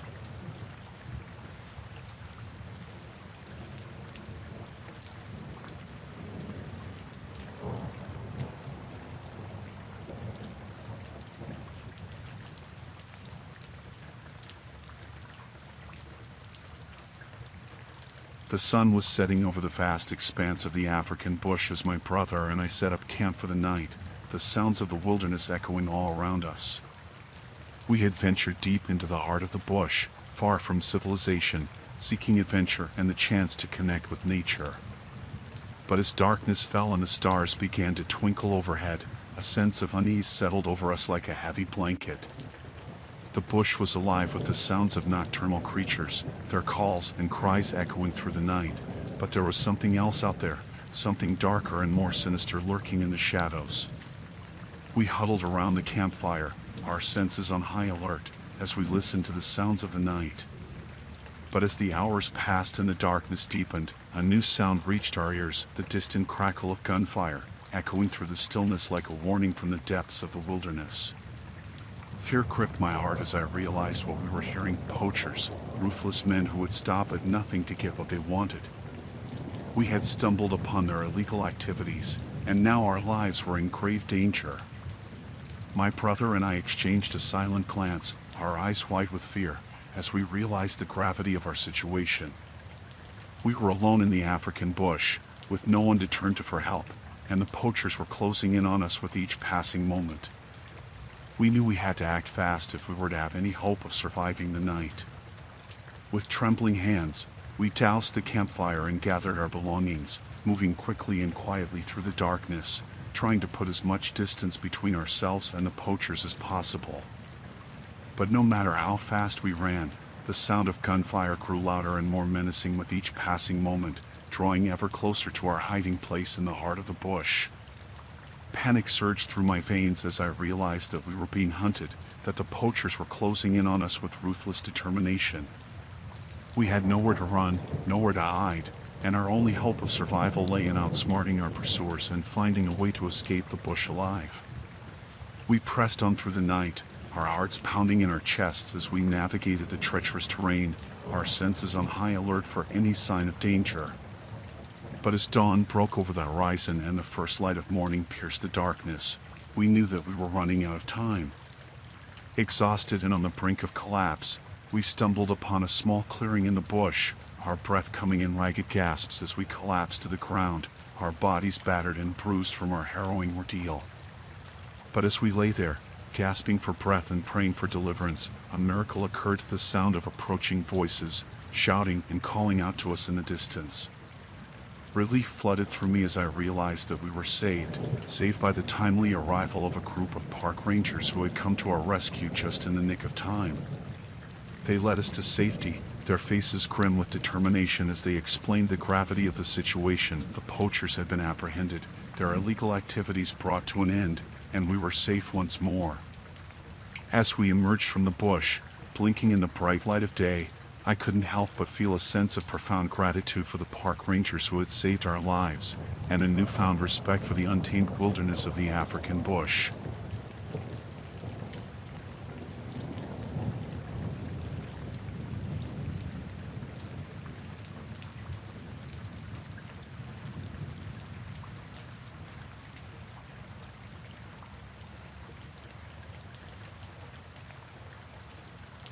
I was out camping by a remote lake in Minnesota, seeking some peace and solitude away from the hustle and bustle of city life. The sun was setting, casting a golden hue across the water, and I had just finished setting up my tent for the night when I heard footsteps approaching. I turned to see a man standing at the edge of my campsite, his expression stern and his eyes piercing. He insisted that I leave immediately, warning me that it wasn't safe to stay here alone. I was taken aback by his sudden appearance and his urgent tone, but I brushed off his concerns, assuming he was just a local trying to look out for me. But as the night wore on and darkness fell over the lake, I couldn't shake the feeling of unease that had settled over me. I couldn't help but wonder why the man had been so insistent that I leave, and what dangers he thought lurked in the wilderness around us.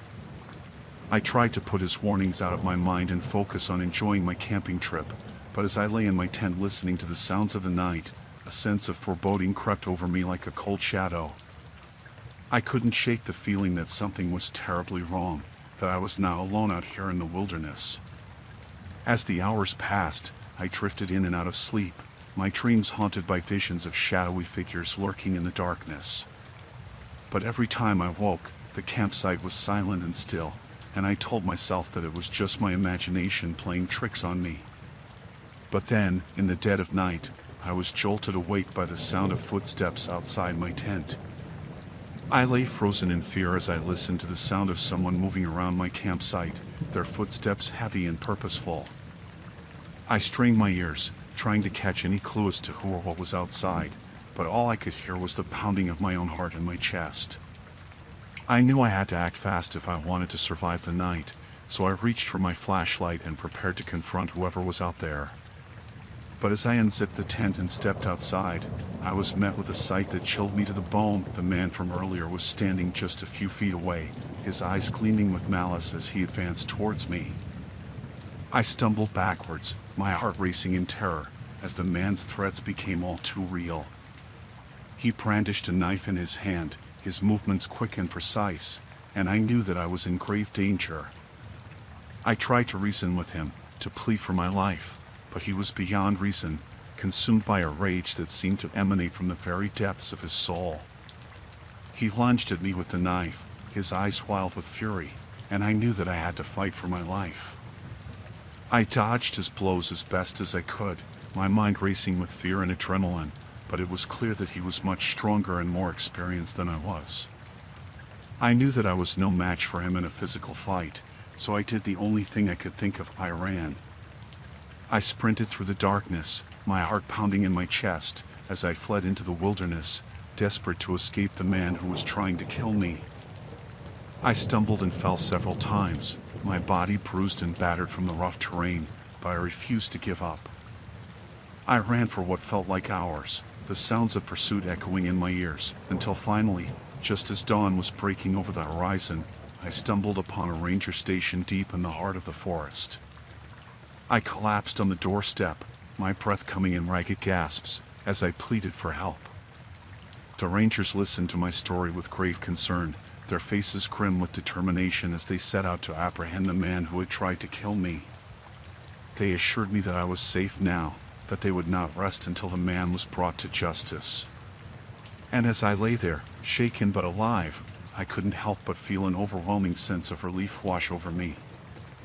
I had survived the night, escaped from the clutches of a madman, and lived to tell the tale.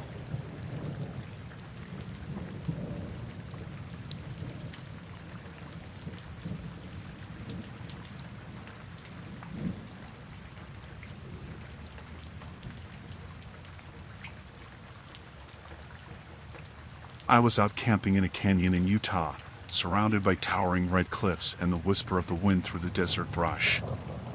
It was supposed to be a peaceful getaway, a chance to reconnect with nature and escape the stresses of everyday life. But as night fell and the shadows grew long, I couldn't shake the feeling that something was terribly wrong. I had just finished setting up my tent for the night when I heard footsteps approaching from the darkness. I turned to see a man standing at the edge of my campsite, his features obscured by the shadows.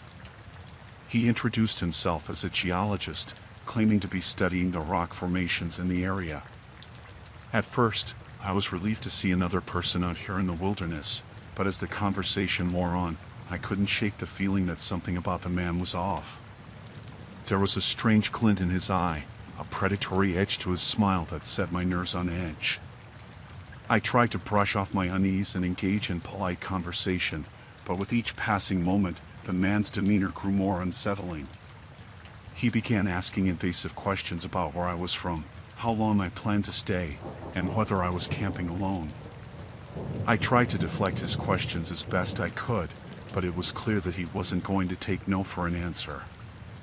He kept edging closer and closer, his eyes never leaving mine, until finally, I could feel the hair on the back of my neck stand on end. I knew I had to get out of there, to escape from the man's sinister presence before it was too late. But as I made to stand up and leave, he stepped forward and grabbed my arm with an iron grip, his fingers digging into my skin like talons. I tried to pull away, to break free from his grasp, but he was much stronger than I was. He dragged me towards him, his face contorted with rage, as he spat out a string of vile insults and threats. I struggled and fought as best I could, but it was no use. The man had me pinned against the ground, his hands closing around my throat like a vice. I gasped for breath, my vision swimming with spots, as I realized with horror that I was trapped. But just when I thought all hope was lost, I heard the sound of approaching footsteps and voices. The man froze, his eyes widening in fear, as a group of hikers emerged from the darkness, their flashlights cutting through the night like beacons of hope. They rushed to my aid, pulling the man off of me and restraining him until the authorities could arrive. I lay there gasping for breath, my heart pounding in my chest, as I realized just how close I had come to death. As the adrenaline began to fade, I felt a wave of relief wash over me. I was safe now, rescued from the clutches of a madman by the kindness of strangers.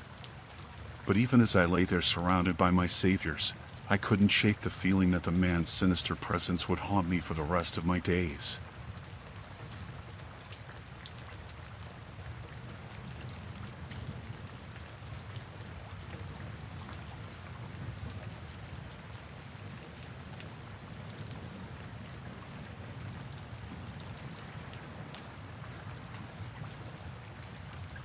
I decided to go wild camping in this hidden valley in New Zealand, far away from the usual tourist spots. It was supposed to be an escape from everything, a break from my hectic life. I found a secluded spot after hiking for hours, set up my tent near a small stream, and started a fire. The silence was peaceful, only the sounds of nature around me. As the sun began to set, I felt a sense of calm wash over me. It was just me and the wilderness. As the night came, I sat by the fire, enjoying the stars. It was around then I first felt it. You know that feeling when you're sure someone's watching you? I brushed it off, thinking it was just my mind playing tricks. But the feeling wouldn't go away. I scanned the tree line, trying to see if anyone was there, but it was too dark. I tried to shake off the unease and went to sleep. But sleep didn't come easy. Every rustle of leaves or snap of a twig jolted me awake. I told myself it was just animals. It had to be. But deep down, I wasn't so sure. The next morning, I found footprints near my campsite. Human footprints. They were fresh, and definitely not mine. Panic set in. I looked around, shouting to see if anyone would answer, but the forest was silent. I decided to pack up and leave. As I was gathering my things, I caught sight of something shiny on the ground. A small, silver lighter. It wasn't mine. Someone had been here. I tried to stay calm, telling myself that maybe it was just a hiker passing by. But why didn't they say anything? Why watch me from a distance? The questions kept racing through my mind. I decided to head back towards the trail I came from. But the feeling of being watched wouldn't leave me. I moved quickly, keeping my eyes on the dense trees around me. Every now and then, I'd catch a glimpse of something moving between the trees. It was too fast to see clearly, but I knew I wasn't alone. My heart pounded as I picked up my pace. I kept telling myself to stay calm, to keep moving.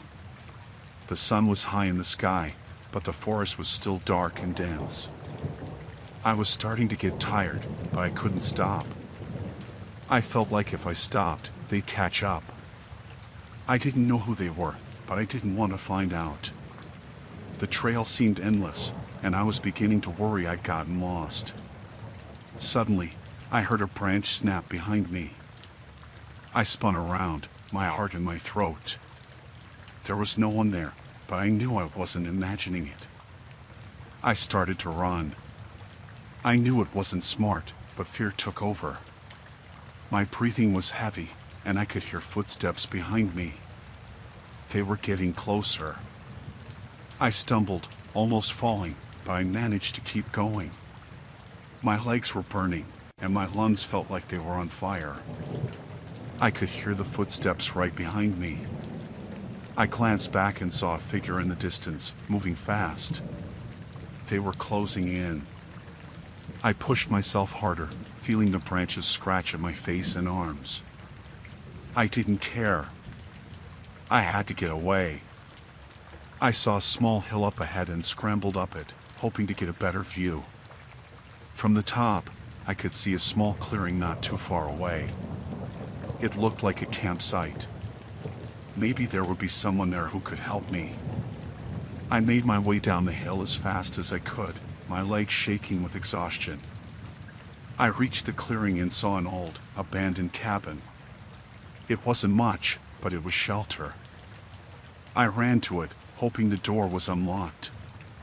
It was. I slipped inside and bolted the door behind me. The cabin was dark and musty, but it felt safer than being out in the open. I looked for something to defend myself with and found an old, rusted knife. It wasn't much, but it was better than nothing. I crouched by the window, trying to catch my breath and listen. I heard footsteps outside, slow and deliberate. They were looking for me. I held my breath, gripping the knife tightly. The footsteps came closer, then stopped right outside the door. I could hear my heart pounding in my ears. The doorknob rattled, and I thought it was over. But then, the footsteps started again, moving away. I stayed hidden for what felt like hours, afraid to move. Finally, I decided to risk it. I had to get out of there before they came back. I peeked out the window and didn't see anyone. Slowly, I opened the door and slipped out, keeping low. I moved through the trees, trying to be as quiet as possible. My senses were on high alert, every sound making me jump. I didn't know where I was going, but I had to keep moving. The sun was starting to set again, and I knew I couldn't spend another night out here. I came across a small river and followed it, hoping it would lead me to safety. It was getting darker, and I could feel the panic rising again. Then I saw it, a road. I almost cried with relief. I stumbled out of the forest and onto the road, looking for any sign of help. In the distance, I saw headlights. I waved my arms, desperate to get their attention. The car slowed down and stopped. A man got out and asked if I was okay. I told him everything, my words tumbling out in a rush. He looked worried but told me to get in. He drove me to the nearest town, where I finally felt safe. I never found out who was watching me or why. The police took my statement, but there wasn't much they could do. I still think about it sometimes, the fear and the unknown. I've never been back to that valley, and I don't think I ever will.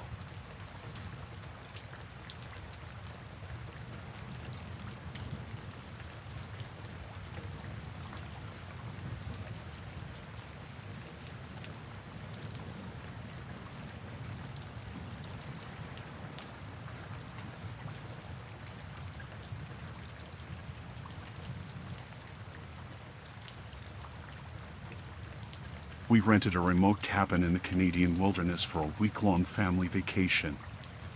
It was supposed to be a peaceful getaway. My husband Mark, our two kids, Emily and Jake, and I were looking forward to disconnecting from the world and spending quality time together. The cabin was isolated, nestled among tall trees with a beautiful lake nearby. It seemed perfect. The first couple of days were wonderful. We hiked, swam, and fished. The kids were having a blast, and Mark and I enjoyed the break from our busy lives. The nights were quiet, with only the sounds of nature around us. On the third night, everything changed. We were sitting by the fire, roasting marshmallows, when we heard a noise outside. It sounded like footsteps. Mark went to check but saw nothing. We brushed it off, thinking it might be an animal. A little while later, we heard it again, closer this time. My heart started to race. Mark looked uneasy but tried to keep calm for the kids. Suddenly, the door burst open and 3 men stormed in. They had guns. I grabbed Emily and Jake, pulling them close. Mark tried to reason with them, but they shouted for us to be quiet. One of them, the leader I guessed, told us they needed a place to hide for a while. They were on the run, and we were their unlucky hosts. They tied Mark and me up, keeping the kids close to us. My mind raced with fear and desperation. The leader, a tall man with a scar on his face, told us if we cooperated, we wouldn't get hurt. I tried to believe him, but I could see the coldness in his eyes. They took turns watching us. The other 2 men, both younger, seemed nervous, always glancing out the windows. They spoke in low voices, discussing their plans.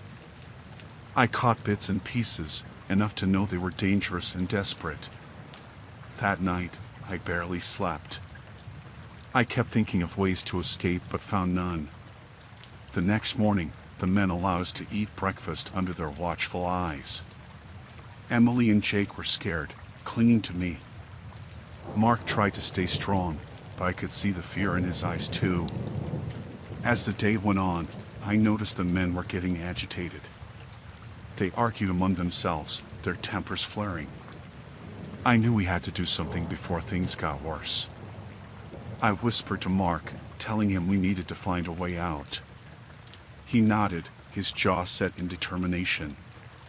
That evening, I noticed one of the younger men seemed more sympathetic. He watched us but didn't seem as hardened as the others. I decided to take a risk. When the other men weren't looking, I whispered to him, begging for help. He looked conflicted but didn't respond. Later, when the leader stepped outside, the sympathetic man came over to me. He said he couldn't let us go but would leave the back door unlocked that night. It was our chance. I thanked him quietly, praying he was telling the truth. That night, once the men fell asleep, I whispered to Mark. We untied ourselves carefully, trying not to make a sound. I held Emily, and Mark carried Jake. We crept to the back door, my heart pounding so hard I thought it would wake the men. The door was unlocked, just as the man had promised. We slipped outside into the darkness, moving as quickly and quietly as we could. The forest was dense, and we stumbled over roots and branches, but we kept going. We had to put as much distance between us and the cabin as possible. After what felt like hours, we reached the lake. We followed its edge, knowing it would lead us back to civilization. The kids were exhausted, but they were brave, not making a sound. I kept looking back, fearing we were being followed. At dawn, we saw a small fishing boat on the shore. Mark checked it and found it was still functional. We climbed in, and Mark started rowing. I held the kids, trying to keep them calm. The boat moved slowly, but it was taking us away from the nightmare we had just escaped. We reached a small town by midday. We found the local authorities and told them everything. They took us in, gave us food and blankets, and assured us we were safe. The police went to the cabin, but the men were gone. They promised to keep looking for them. We stayed in that town for a couple of days, recovering from the ordeal. The kids had nightmares, and so did we. It took a long time to feel safe again. We never found out what happened to the men, but I hoped they were caught and couldn't hurt anyone else. That experience changed us. We were more cautious, more aware of the dangers that could be out there. But we were also more grateful for each other. We had faced a terrifying situation and made it through together. That bond, that strength, stayed with us. We never went back to that cabin or any remote places for vacations again. The wilderness that once seemed so peaceful now felt threatening. We stuck to safer, more populated areas. And every time I hear a noise in the night, I remember the cabin and the men who held us hostage. But I also remember how we escaped, and that gives me strength.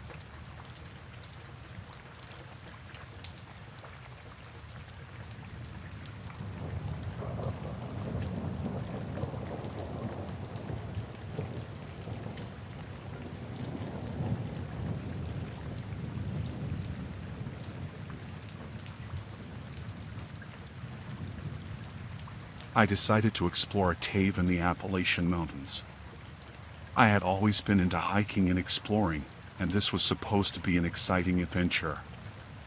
I'd heard about this cave from a local, who said it was off the beaten path and not many people knew about it. That sounded perfect to me. The hike to the cave took most of the morning.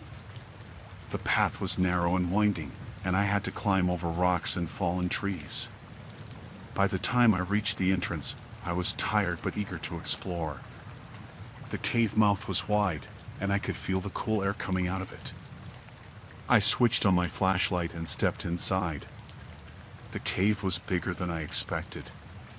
The walls were damp, and the ground was uneven. I moved slowly, watching my step. The air was cool, and it smelled like earth and moss. The deeper I went, the darker it got, and soon the only light was from my flashlight. I felt a sense of excitement and a bit of fear, too. It was just me in the cave. I had been inside for about an hour when I heard voices. At first, I thought it was just my imagination, but then I heard them again, clearer this time. Men's voices echoing through the tunnels. I froze, my heart pounding. Who would be down here? I turned off my flashlight, not wanting to be seen. The darkness was complete, and I felt my way to the wall, pressing against it. The voices were getting closer. I could hear them talking, but I couldn't make out what they were saying.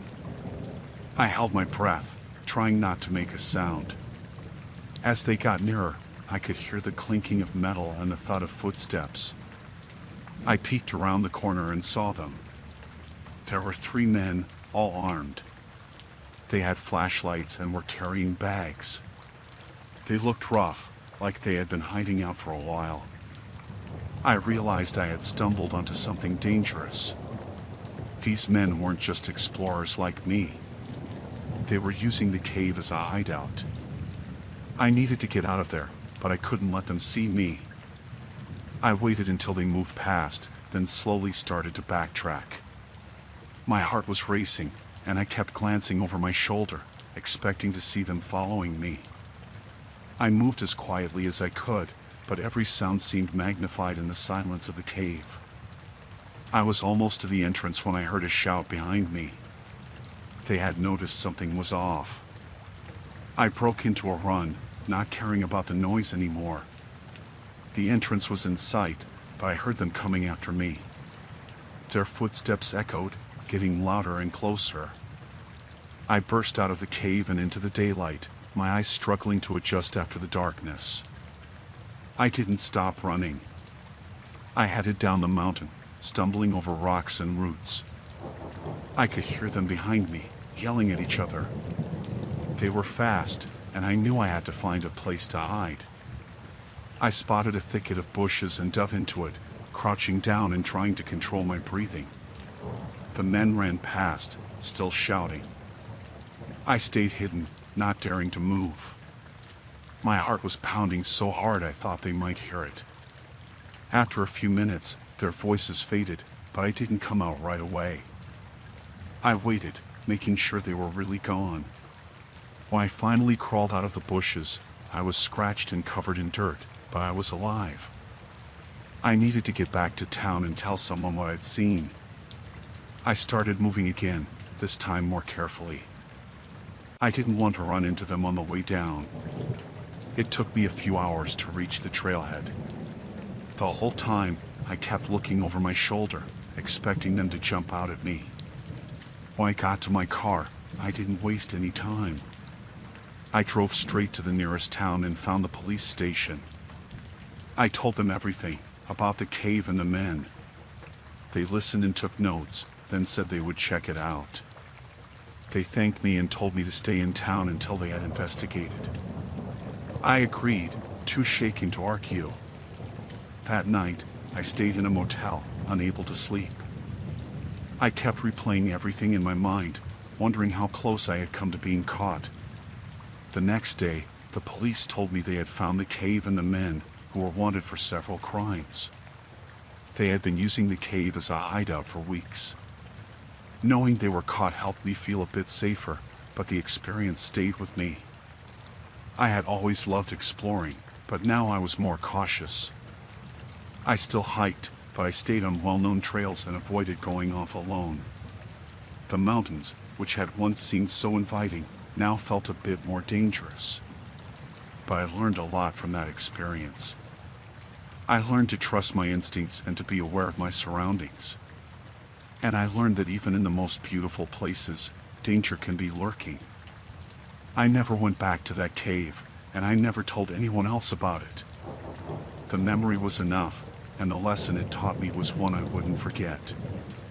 It's a big world out there, and not everything in it is safe. But with caution and awareness, I knew I could still find the beauty without putting myself in harm's way again.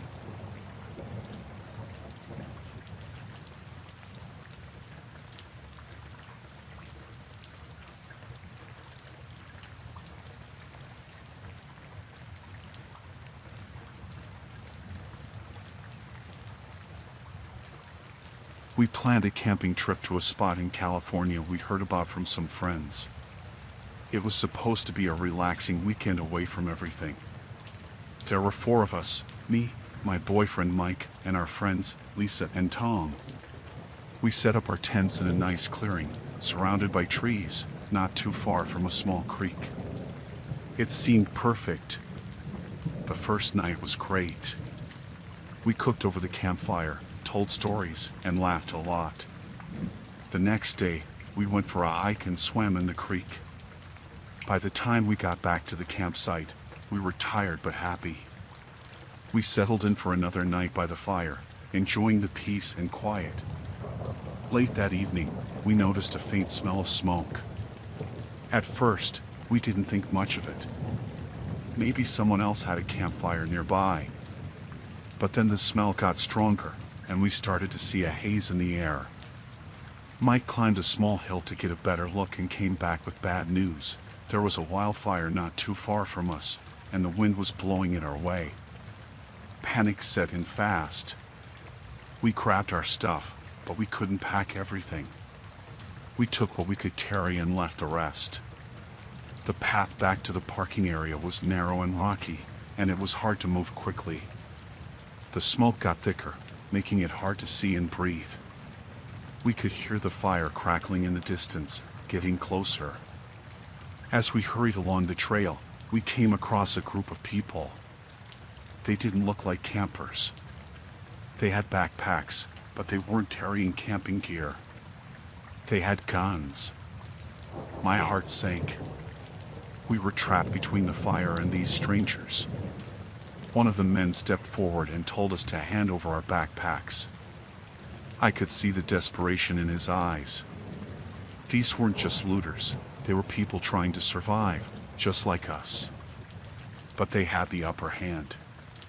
We didn't have a choice. We handed over our packs, hoping they would let us go. But then another man noticed Lisa's necklace, and things got worse. They started arguing among themselves, giving us a chance to run. We didn't wait. We bolted down the trail, leaving our stuff behind. The smoke was thicker now, making it hard to breathe. I could hear the fire roaring behind us, and the heat was intense. We stumbled and fell, but we kept moving. I could hear the looters shouting behind us, but they were getting drowned out by the noise of the fire. We reached a small ravine and climbed down, hoping it would offer some protection. The air was a bit clearer there, and we stopped to catch our breath. Mike checked to make sure everyone was okay. We were all shaken, but no one was hurt. We decided to follow the ravine, hoping it would lead us to safety. The ground was uneven, and it was hard to move quickly. We could hear the fire getting closer, and the sky was a strange orange color. The heat was unbearable, and we were all coughing from the smoke. After what felt like hours, we stumbled upon a small stream. We followed it, hoping it would lead us to a larger body of water or a road. The smoke was starting to thin out, and we could see a bit more clearly. We kept moving, even though we were exhausted. We eventually came to a clearing and saw a dirt road. Relief washed over us. We followed the road, hoping to find help. After a while, we heard the sound of engines. 2 trucks appeared, driven by firefighters. They stopped when they saw us and helped us into the trucks. They gave us water and checked us for injuries. As we drove away, I looked back and saw the fire raging in the distance. The firefighters took us to a safe area where we were checked by medics and given food and blankets. We told them about the looters, and they said they'd report it to the authorities. That night, we stayed in a shelter set up for evacuees. It was a stark contrast to the peaceful campsite we did just the night before. The experience had shaken us all. We were grateful to be safe, but also worried about what we had left behind and the people we had encountered. We never found out what happened to the looters. The police took our statements and said they would investigate. The wildfire was eventually contained, but it took days. We lost most of our gear, But that didn't matter compared to what could have happened. That trip changed us. We were more cautious about where we camped and always kept an eye on the weather and fire reports. The memory of that fire and the fear we felt stayed with us. We were lucky to get out alive, and we knew it. From then on, we made sure to be better prepared and more aware of our surroundings. Camping was still something we enjoyed, but we never forgot how quickly things could go wrong. The wilderness could be beautiful, but it could also be deadly. That experience taught us to respect it and to always be ready for the unexpected.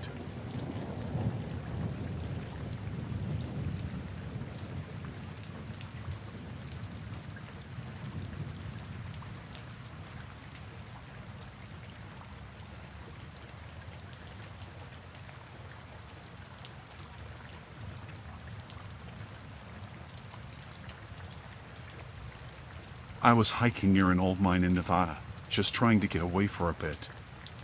The area was remote, quiet, and perfect for clearing my head. I'd always been drawn to places like this, places that felt untouched and wild. The sky was clear, and the sun was bright, making the barren landscape look almost beautiful. I had heard about the mine from some locals in the small town nearby. They said it had been abandoned for years, a relic from the gold rush days. I was curious, so I decided to check it out. The entrance was easy to find, a dark hole in the side of a rocky hill. I had a flashlight with me, just in case I felt brave enough to go inside. Standing at the entrance, I hesitated. It was dark and cool inside, a stark contrast to the hot desert sun. Taking a deep breath, I switched on my flashlight and stepped in. The walls were rough, and the air was stale. It smelled like dust and old, wet rock. The tunnels were narrow and twisted, and I had to move carefully. My footsteps echoed, making me feel like I wasn't alone. I kept going, deeper into the mine, fascinated by how silent it was. After a while, I came across a wider area, a sort of open chamber. That's when I saw the first sign that something was wrong. There were supplies scattered around, canned food, water bottles, a sleeping bag. It looked like someone was living here. My heart started pounding. This wasn't just an abandoned mine. Someone had turned it into a hideout. I turned off my flashlight and stood still, listening. That's when I heard footsteps, coming from deeper in the mine. They were slow and deliberate, getting closer. I panicked and ducked behind a large rock, trying to make myself as small as possible. The footsteps stopped, and I held my breath, afraid to move. A man walked into the chamber. He was tall, with a rough beard and dirty clothes. He looked like he hadn't seen a shower in weeks. He carried a gun. I realized I was in serious danger. This wasn't just some homeless guy. He was hiding out for a reason. I needed to get out of there, but I couldn't let him see me. I waited until he turned and walked back the way he came. Slowly, I started to move, staying low and close to the walls. My heart was pounding so hard I thought he might hear it. I retraced my steps, trying to remember the way out. The tunnels all looked the same, and in my panic, I took a wrong turn. I found myself in a dead-end tunnel. I turned around, hoping to find another way, but then I heard the man's voice. He was talking to someone, maybe on a radio. I pressed myself against the wall, listening. He was saying something about needing more supplies and that he'd be moving soon. I couldn't hear the response, but it was clear he was now alone. The thought of more people like him made my blood run cold. I had to find a way out before they found me. I moved quietly, trying to retrace my steps. I kept my flashlight off, relying on my memory and the faint light filtering in from somewhere. The mine felt like a maze, and every step I took made me more anxious. Finally, I saw a faint light ahead. The exit. Relief washed over me, but I knew I wasn't safe yet. I moved faster, but still quietly. As I got closer to the exit, I heard the man's footsteps again, this time quicker, more urgent. He was coming back. I darted into a side tunnel, hoping he wouldn't see me.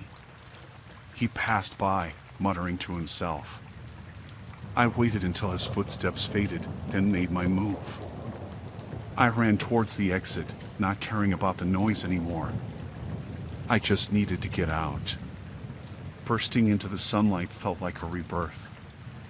I didn't stop running until I was far from the mine. My heart was still racing, and my mind was spinning. I looked back, half expecting to see him following me, but there was no one there. I made my way back to town as quickly as I could. I found the local sheriff and told him everything. He listened, his face growing serious. He said they had been looking for a fugitive in the area, a dangerous man wanted for several crimes. They organized a search team and went to the mine, but by the time they got there, the man was gone. He had left behind his supplies, but there was no sign of him. The sheriff thanked me for the information and told me to stay out of the area for my own safety. The experience shook me. I had always loved exploring, but now I was more cautious. The memory of that dark mine and the man with the gun stayed with me. I knew I had been lucky to escape. From then on, I made sure to tell someone where I was going and always carried a phone with me. Exploring was still a passion of mine, but I respected the dangers more. The world is full of hidden places, and not all of them are safe. I learned that the hard way. But I was alive, and that was what mattered.